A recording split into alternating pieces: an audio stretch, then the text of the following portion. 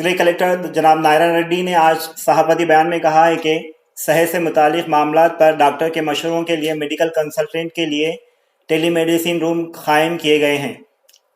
जिले कलेक्टर ने कहा है कि लोगों को खांसी, बुखार, नज़ला या दीगर सेहत से मुतालिक मसाइल हो तो 3 डिवीज़नों में टेलीमेडिसिन कंट्रोल रूम कायम किए गए हैं ताकि इन्हें फौरी फ़ोन पर मशवरे फराहम किए जा सकें। Nizamabad phone number 8309219718, Armoor phone number 9398194337 और बोधन फ़ोन नंबर 9059106663 पर राब्ता पैदा कर सकते हैं। इन कंट्रोल रूमों में डॉक्टर सुबह 10 बजे तक दोपहर 1 बजे तक दस्तयाब रहेंगे।